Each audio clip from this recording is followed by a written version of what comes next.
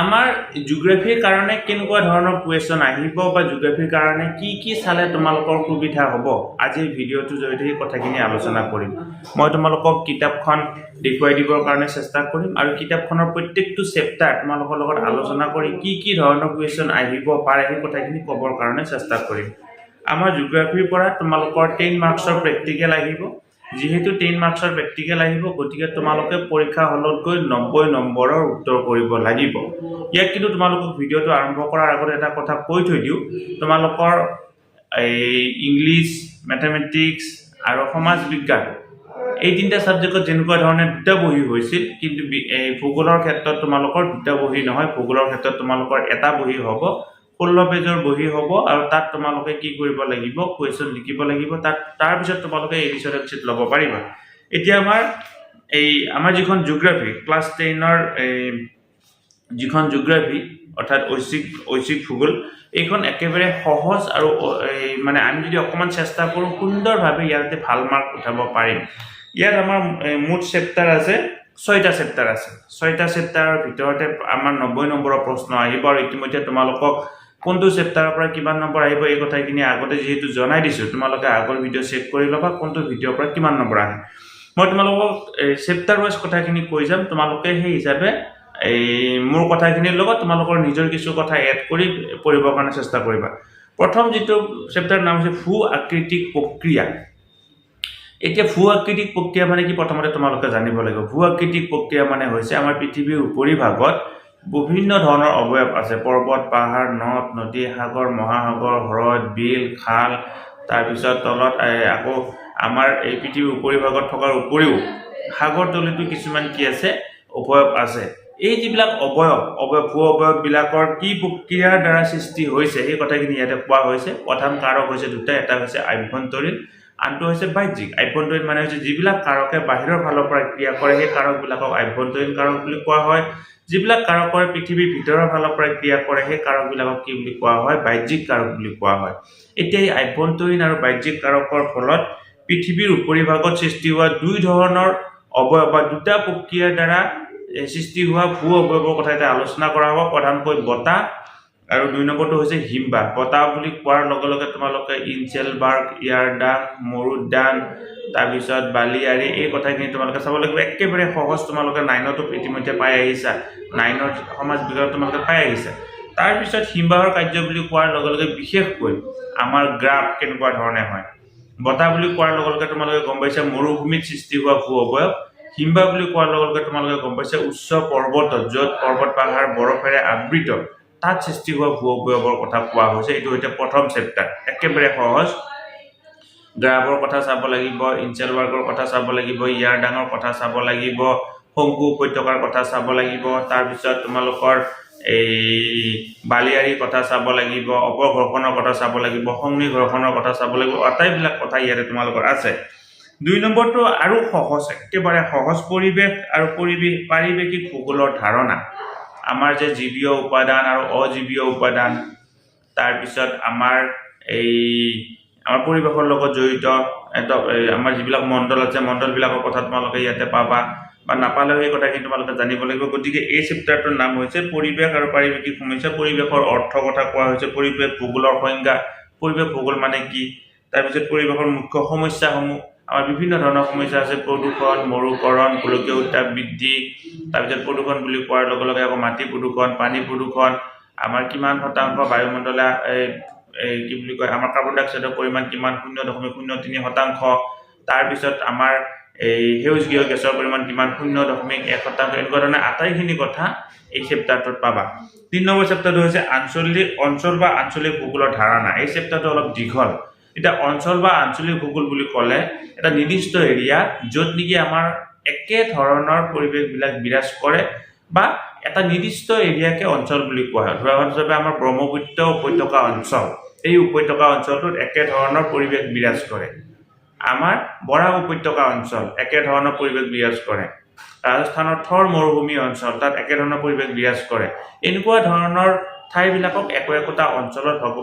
ভাগ কৰি লোৱা হৈছে আৰু এই অঞ্চলবিলাকৰ ক্ষেত্ৰত আমাৰ কেনেকৈ ধৰণে অঞ্চলবিলাক গঠিত হয় এই দুটা ভাগ আছে তোমালোকৰ অঞ্চল আৰু আঞ্চলিক ভূগোল পৃথিৱীৰ আঞ্চলিক ভূগোল পৃথিৱীৰ আঞ্চলিক ভূগোল বুলি কোৱাৰ লগে লগে আমাৰ পৃথিৱীখনক মই তোমালোকক দেখুৱাই দিবৰ কাৰণে চেষ্টা কৰিম আমাৰ যি পৃথিৱী আছে পৃথিৱীখনক যে বিভিন্ন ধৰণৰ অঞ্চলত ভাগ কৰা হৈছে কেনেকুৱা ধৰণে এই ভাগটো কৰা হৈছে ইয়াৰ এই দুটা কাৰণ বিশেষকৈ আমাৰ প্ৰভাৱ পেলায় এটা হৈছে ক্ৰিয়াত্মক অঞ্চল এটা হৈছে আমাৰ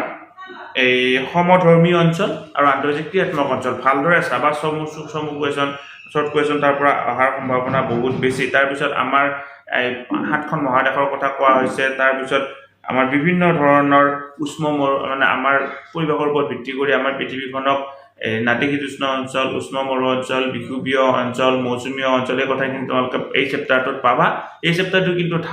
অকণমান দীঘল আৰু এই চেপ্টাৰটোৰ পৰা যথেষ্ট বেছি প্ৰশ্ন আহে তাৰপিছৰ পৰা আকৌ সহজ চেপ্টাৰ পিছৰ চেপ্টাৰটো সহজ সেই চেপ্টাৰটো হৈছে আমেৰিকা যুক্তৰাষ্ট্ৰৰ আঞ্চলিক ভূগোল এতিয়া আমেৰিকা যুক্তৰাষ্ট্ৰৰ আঞ্চলিক ভূগোল বুলি কোৱাৰ লগে লগে আমাৰ যেনেকৈ আমেৰিকা যুক্তৰাষ্ট্ৰ আমাৰ যি আমেৰিকা যুক্তৰাষ্ট্ৰ তোমালোকে কি চাব লাগিব তোমালোকৰ চাৰিসীমাটো লাগিবই তোমালোকৰ বিস্তৃতি অৰ্থাৎ কিমান ডিগ্ৰী অক্ষাংশৰ পৰা কিমান ডিগ্ৰী অক্ষাংশলৈ কিমান ডিগ্ৰী দ্ৰাঘিমাংশৰ পৰা কিমান ডিগ্ৰী দ্ৰাঘিমাংশলৈ সেই কথাটো তোমালোকে চাবই লাগিব বিস্তৃতি চালা তোমালোকে অক্ষাংশ মানে চালা তাৰপিছত আমাৰ ইয়াৰ 3টা চেপ্টাৰ আছে আমেৰিকা জাপান আৰু ভাৰতবৰ্ষৰ তিনিও তাতে একে ধৰণৰ প্ৰশ্ন চাব লাগিব অৰ্থাৎ ভূ প্ৰকৃতিৰ ওপৰত ভিত্তি কৰি আমেৰিকা কেইটা ভাগত ভাগ কৰা হৈছে আমেৰিকা উদ্যোগৰ ক্ষেত্ৰত কেনেকুৱা ধৰণে আগবঢ়া মই তোমালোকক এইটো দেখুৱাই দিবৰ কাৰণে চেষ্টা কৰিম 85 নম্বৰ পেজত এই কথাখিনি তোমালোকৰ আছে এক সহজ তোমালোকে ভালদৰে পঢ়িবা সেই তাৰ পৰা প্ৰশ্ন আহিব প্ৰথম কথা হ'ল পৰিচয় বা আমেৰিকা যুক্তৰাষ্ট্ৰখন কি 50খন ৰাষ্ট্ৰ আৰু এই তেনেকুৱা ধৰণে এখন ৰাজ্যলৈকে গঠিত তাৰপিছত পৃথিৱী কিমানতম বৃহত্তম দেশ এই তাৰপিছত আমাৰ ভূপ্ৰকৃতি কেনেকুৱা ভূপ্ৰকৃতিৰ ওপৰত ভিত্তি কৰি 3টা ভাগত ভাগ কৰা হৈছে ক'ত জনসংখ্যাৰ ভিতৰত এই ইয়াৰ পিছত আহিল জনসংখ্যাৰ বিতৰণ জনসংখ্যাৰ বৃদ্ধি আৰু বিতৰণৰ কথাখিনি জনসংখ্যাৰ ঘনত্ব তাৰপিছত অৰ্থনৈতিক ক্ৰিয়াকলাপ বুলি কোৱাৰ লগে লগে তেওঁলোকৰ কি কৰে কৃষি বলয় উদ্যোগ বলয় কৃষি বিশেষকৈ কৃষি বলয় আৰু উদ্যোগ বলয়ৰ কথা কোৱা হৈছে আমাৰ উদ্যোগ বলয়টো তোমালোকে চাবা গতিকে এনেকুৱা ধৰণে আমেৰিকা যুক্তৰাষ্ট্ৰৰ কৃষি বলয় উদ্যোগ বলয় কিহৰ ওপৰত ভিত্তি কৰি ভাগ কৰিব পাৰি আটাইখিনি কথা তোমালোকে ভালদৰে চাবা আৰু চালে তোমালোকৰ ইয়াৰ পৰা কুৱেশ্যন সেইটো কুৱেশ্যনৰ ভিতৰতে আহিব তাৰপিছত তোমালোকে চাবা জাপানৰ আঞ্চলিক ভূগোল সেম কথা জাপানৰ আঞ্চলিক ভূগোল বুলি কোৱাৰ লগে জাপানৰ অক্ষাংশ জাপানৰ চাৰিসীমা জাপানৰ অৱস্থিতি তাৰপিছত জাপানৰ প্ৰাকৃতিক ভূপ্ৰকৃতিৰ ওপৰত ভিত্তি কৰি জাপানক কেইটা ভাগত ভাগ কৰা হৈছে জাপানৰ উদ্যোগ অঞ্চল জাপান যে 4টা প্ৰধানকৈ দ্বীপেৰে গঠিত হোকাইডো হনচু চিকুকু আৰু কিউচিউ এই 4টা দ্বীপেৰে যে গঠিত তাৰ উপৰি যে সৰু কিছুমান দ্বীপ ৰাষ্ট্ৰ আছে আৰু আমাৰ এছিয়াৰ যে আটাইতকৈ এই উদ্যোগৰ ক্ষেত্ৰত আগবঢ়া এখন ৰাষ্ট্ৰ এই কথাখিনি তোমালোকে চাবা তাৰপিছত ঠিক এইদৰে জনসংখ্যাৰ বৃদ্ধি আৰু বিতৰণ আৰু অৰ্থনৈতিক ক্ৰিয়াকলাপত উদ্যোগ ক'ত আছে জাপানৰ উদ্যোগ অঞ্চল এইখিনি ভালদৰে তোমালোকে চাবা তাৰপিছত চেপ্টাৰটো হৈছে ভাৰতবৰ্ষ বুলি কোৱাৰ লগে লগে আমাৰ ক'বলগীয়া কথা নাথাকে আমাৰ ভাৰতবৰ্ষখন হৈছে এই এছিয়া মহাদেশৰ এখন উল্লেখযোগ্য ৰাষ্ট্ৰ আৰু এইখন হৈছে আমাৰ মাতৃভূমি গতিকে ভাৰতবৰ্ষৰ চাৰিসীমা ভাৰতবৰ্ষৰ কিমান ডিগ্ৰী অক্ষাংশৰ পৰা কিমান ডিগ্ৰী অক্ষাংশলৈকে বিস্তৃত ভাৰতবৰ্ষৰ ভূপ্ৰকৃতিৰ ওপৰত ভিত্তি কৰি কেইটা ভাগত ভাগ কৰিব পাৰি পূৰ্বঘাট পৰ্বত পশ্চিমঘাট পৰ্বত আমাৰ সাগৰৰ সীমা কিমান আগুৰি আছে ভাৰতবৰ্ষৰ পূব পশ্চিমাকৈ দূৰত্ব কিমান দীঘল কিমান উত্তৰ দক্ষিণাকৈ দীঘল কিমান তাৰপিছত ভাৰতবৰ্ষৰ এই সমভূমি অঞ্চলত কি সমভূমি আছে পৰ্বত পাহাৰ অঞ্চলত কি পৰ্বত পাহাৰ অঞ্চল আছে আমি সেই কথাখিনি তোমালোকে চাব লাগিব তাৰপিছত তোমালোকৰ ইয়াতে চাব লাগিব এইকেইটা ভূপ্ৰকৃতিটো তিনিওটাৰে চাব লাগিব কোনটো আহে ঠিক নাই তাৰপিছত জলবায়ু বুলি কোৱাৰ লগে লগে প্ৰায় 30 বছৰৰ সূৰ্যৰ তাপ চাপ ৰ'দ বতাহ বৰষুণ জলীয় বাষ্প আৰ্দ্ৰতা আদিৰ সমষ্টিকে কি বুলি কোৱা হয় জলবায়ু বুলি কয় ভাৰতবৰ্ষৰ কি জলবায়ুৰ অন্তৰ্গত ভাৰতবৰ্ষৰ বিশেষকৈ মৌচুমী জলবায়ুৰ অন্তৰ্গত এটা হৈছে এই শুকান মৌচুমী জলবায়ু আনটো হৈছে এই শীতল মৌচুমী এটা হৈছে শুকান এটা হৈছে মানে এটা আছে মানে জলীয় বাষ্পপূৰ্ণ আৰু এটা জলীয় বাষ্প এই মানে নথকা বাৰিষা কালত জলীয় বাষ্পপূৰ্ণ জলবায়ুৰ কাৰণে যথেষ্ট পৰিমাণে বৰষুণ হয় কিন্তু শুকান জলবায়ুৰ কাৰণে বৰষুণ নহয় মৌচুমী জলবায়ু দুটা ভাগত ভাগ কৰা হয় এইখিনি তোমালোকে চাবা আমাৰ ঋতু হৈছে 4টা ঋতুৰ কথা আছে ইয়াতে পেজ নম্বৰ 134 শীতকাল বৰ্ষাকাল আৰু প্ৰাক শীতকাল তাৰপিছত মাটি কেনেকুৱা ধৰণৰ মাটি পোৱা যায় সেই কথাখিনি তোমালোকে চাবা গতিকে কিন্তু তোমালোকৰ ইয়াতে এটা কথা মই ক'বলৈ ক'ম যিহেতু জিঅ'গ্ৰাফিৰ ছাত্ৰ তোমালোকে বা জিঅ'গ্ৰাফিৰ ছাত্ৰী জিঅ'গ্ৰাফিৰ ক্ষেত্ৰত কিন্তু মেপে বিশেষভাৱে প্ৰভাৱ পেলায় গতিকে তোমালোকে যেতিয়াই যিকোনো টপিক নিলিখা কিয় তাত লগত কিন্তু তুমি মেপ দিব লাগিব বা ছবি দিব লাগিব এটা তুমি ইনচেলবাৰ্গৰ কথা লিখিছা ইনচেলবাৰ্গৰ ছবিটো দিব লাগিব তুমি গ্ৰাফৰ কথা লিখিছা গ্ৰাফৰ ছবিটো দিব লাগিব ভাৰতবৰ্ষৰ ভূ-প্ৰকৃতিৰ কথা আলোচনা কৰিছা ভাৰতবৰ্ষৰ ছবি দিব লাগিব আমেৰিকা যুক্তৰাষ্ট্ৰৰ উদ্যোগৰ কথা আলোচনা কৰিছা আমেৰিকা যুক্তৰাষ্ট্ৰৰ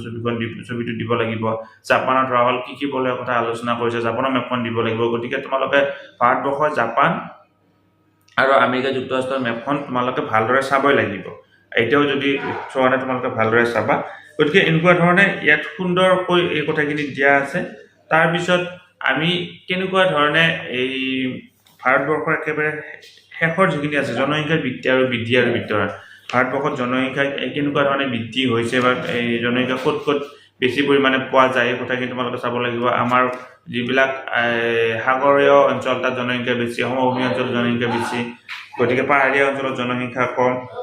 এনেকুৱা ধৰণৰ কথাখিনি আছে গতিকে মৰমৰ ছাত্ৰ ছাত্ৰীসকল তোমালোকে এনেকুৱা ধৰণে আগবঢ়া নিশ্চয় এই ভূগোল ছাবজেক্টটোত তোমালোকে ভাল নম্বৰ পাবৰ কাৰণে সক্ষম হ'বা আৰু আমাৰ কথাটো অকল নম্বৰ পোৱাই নহয় তোমালোকে বুজি লিখিব পাৰিলেহে ভাল নম্বৰ কাৰণে সক্ষম হ'বা গতিকে ছাত্ৰ ছাত্ৰীসকল ভিডিঅ'টো ইমানতে সামৰিছোঁ ধন্যবাদ ষ্টুডেণ্টছ কুইন এছাম নামৰ ইউটিউব চেনেলটোৰ জৰিয়তে আমি ছাত্ৰ ছাত্ৰীৰ কাৰণে বিভিন্ন ধৰণৰ শিক্ষামূলক ভিডিঅ' লগতে পৰীক্ষা উপযোগী ভিডিঅ' প্ৰস্তুত কৰিবৰ কাৰণে চেষ্টা কৰোঁ তোমালোকে যদি আজি প্ৰথমবাৰৰ কাৰণে এই চেনেলটো চাইছা অনুগ্ৰহ কৰি চেনেলটো ছাবস্ক্ৰাইব কৰিবা আৰু ওচৰতে থকা বেল আইকনটো প্ৰেছ কৰি অল নটিফিকেশ্যন কৰি থৈ দিবা